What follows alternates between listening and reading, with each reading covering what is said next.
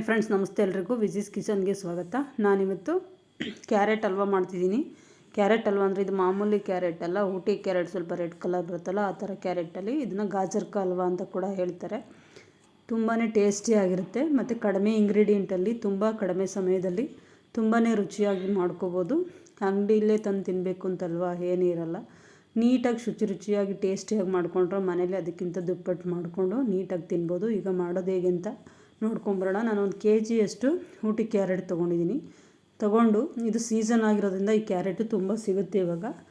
ತೊಗೊಂಡು ಆಚೆ ನೋಡಿ ಕೇಳಿ ತೊಗೊಳ್ಳಿ, ತುಂಬ ಟೇಸ್ಟಿಯಾಗಿರುತ್ತೆ. ಮಾಮೂಲಿ ಕ್ಯಾರೆಟ್ಗಿಂತ ಇದು ಸ್ವಲ್ಪ ಸಾಫ್ಟು ಮತ್ತು ಸ್ವೀಟ್ ಕೂಡ ಇರುತ್ತೆ. ಇದನ್ನು ನೀಟಾಗಿ ತೊಳ್ಕೊಂಡು 1 kg ಕ್ಯಾರೆಟು ಮೇಲೆ ಕೆಳಗಡೆ ತುದಿ ತೆಗೆದು ನೀಟಾಗಿ ಮೇಲ್ಗಡೆ ಸಿಪ್ಪೆ ಎರ್ಕೊಂಬಿಟ್ಟು ತುರ್ಕೊಂಡಿದ್ದೀನಿ ನೀಟಾಗಿ. ಈಗ ಒಂದು ಪಾನು ಸ್ಟವ್ ಮೇಲೆ ಇಟ್ಕೊಂಡು ಅದಕ್ಕೊಂದು 2 ಟೇಬಲ್ ಸ್ಪೂನಷ್ಟು ತುಪ್ಪ ಹಾಕ್ಕೊಂಡಿದ್ದೀನಿ. ಅದಕ್ಕೆ ಸ್ವಲ್ಪ ಬಾದಾಮಿ ಕಟ್ ಮಾಡಿ ಹಾಕ್ಕೊಂಡಿದ್ದೀನಿ.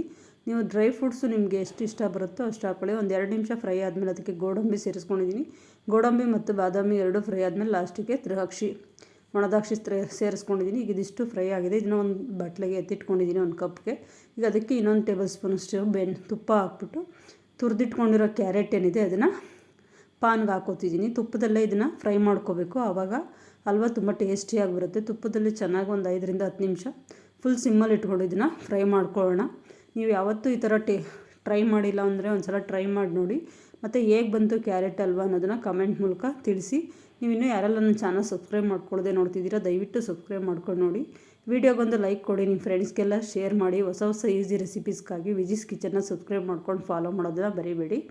ಇವಾಗ ಇನ್ನೊಂದು ಟೇಬಲ್ ಸ್ಪೂನಷ್ಟು ತುಪ್ಪ ಸೇರಿಸ್ಕೊಂಡು ಇದನ್ನ ಚೆನ್ನಾಗಿ ಫ್ರೈ ಮಾಡ್ಕೊತಿದ್ದೀನಿ. ತುಪ್ಪದಲ್ಲೇ ಫ್ರೈ ಮಾಡೋದ್ರಿಂದ ಹಲ್ವಾ ಟೇಸ್ಟು ಸಖತ್ತಾಗಿರುತ್ತೆ. ಇವಾಗ ಇದಕ್ಕೆ ಒಂದು ಕಾಫಿ ಕಪ್ಪಲ್ಲಿ 1 ಕಪ್ ಆಗೋವಷ್ಟು ಹಾಲು ಸೇರಿಸ್ಕೊತೀನಿ. ಹಾಲು ತುಂಬ ಹಾಕೋಬೇಡಿ, ಯಾಕೆಂದರೆ ಇದು ಮಾಮೂಲಿ ಕ್ಯಾರೆಟ್ಗಿಂತ ಸ್ವಲ್ಪ ಜಾಸ್ತಿ ಸಾಫ್ಟ್ ಇರೋದ್ರಿಂದ ನೀವು ಹಾಲು ಜಾಸ್ತಿ ಹಾಕಿದ್ರೆ ಇದು ಸ್ವಲ್ಪ ಜಾಸ್ತಿ ನೀರು ಥರ ಆಗಿಬಿಡುತ್ತೆ. ಕನ್ಸಿಸ್ಟೆನ್ಸಿ ಬರೋಕ್ಕೆ ತುಂಬ ಟೈಮ್ ತೊಗೊಳುತ್ತೆ. ಹಾಗಾಗಿ ಕಾಫಿ ಕಪ್ಪಲ್ಲಿ 1 ಕಪ್ ಹಾಕ್ಕೊಂಡ್ರೆ ಸಾಕು 1 kg ಕ್ಯಾರೆಟ್ಗೆ. 1 kg ಕ್ಯಾರೆಟ್ ನೋಡಿ ಎಷ್ಟಾಗಿದೆ, ಇಷ್ಟೇ ಆಗಿರೋದು. ಈಗ 1 ಲೋಟ ಹಾಲು ಹಾಕಿದ್ದೀನಿ ಕಾಫಿ ಕಪ್ಪಲ್ಲಿ. ಅದು ಸ್ವಲ್ಪ ಡ್ರೈ ಆಗೋವರೆಗೂ ಇದನ್ನ ಫ್ರೈ ಮಾಡ್ಕೋಬೇಕು. ಈಗ ನಾವು ಯಾವ ಕಪ್ಪಲ್ಲಿ ಹಾಲು ಹಾಕಿರ್ತೀವೋ ಅದೇ ಕಪ್ ಅಳತೆಯಲ್ಲಿ 1 ಕಪ್ ಸಕ್ಕರೆ ಹಾಕ್ಕೊಂಡ್ರೆ ಸಾಕು. ಜಾಸ್ತಿ ಹಾಕೋಬಿಡಿ, ಯಾಕೆಂದರೆ ಇದು ಊಟಿ ಕ್ಯಾರೆಟು ಸ್ವಲ್ಪ ಸ್ವೀಟೇ ಇರುತ್ತೆ. ಹಂಗಾಗಿ ಮಾಮೂಲಿ ಕ್ಯಾರೆಟ್ಗಿಂತ ಸ್ವಲ್ಪ ಕಡಿಮೆನೇ ಸಕ್ಕರೆ ಸೇರಿಸ್ಕೋಬೇಕು. ಹಾಲು ಎಷ್ಟು ಹಾಕೋತೀವೋ ಸಕ್ಕರೆನೂ ಅಷ್ಟೇ ಹಾಕ್ಕೊಂಡು ಇದನ್ನ ಚೆನ್ನಾಗಿ ಫ್ರೈ ಮಾಡ್ಕೋಬೇಕು. ಸಕ್ಕರೆ ಹಾಕ್ಕೊಂಡು ಇದು ಮಿಕ್ಸ್ ಆದಮೇಲೆ ಇದು ಸ್ವಲ್ಪ ನೀರು ಬಿಟ್ಕೊಂಡಂಗೆ ಆಗುತ್ತೆ. ಹಾಗಾಗಿ ಕನ್ಸಿಸ್ಟೆನ್ಸಿ ಬರೋವರೆಗೂ ಮೀಡಿಯಮ್ ಫ್ಲೇಮಲ್ಲೇ ಇಟ್ಕೊಂಡು ಇದನ್ನ ಚೆನ್ನಾಗಿ ಹುರ್ಕೋಬೇಕು, ನೀರಿನ ಅಂಶ ಕಡಿಮೆ ಆಗೋವರೆಗೂ. ತುಂಬ ಅಂದರೆ ತುಂಬಾ ಟೇಸ್ಟಿಯಾಗಿರುತ್ತೆ. ನೀವು ಒಂದು ಸಲ ಮನೇಲಿ ಟ್ರೈ ಮಾಡಿ. ನಿಮ್ಮ ಅನಿಸಿಕೆ, ಅಭಿಪ್ರಾಯಗಳು, ಸಲಹೆ ಸೂಚನೆಗಳು ಏನೇ ಇದ್ದರೂ ಕಮೆಂಟ್ ಬಾಕ್ಸಲ್ಲಿ ಹಾಕಿ.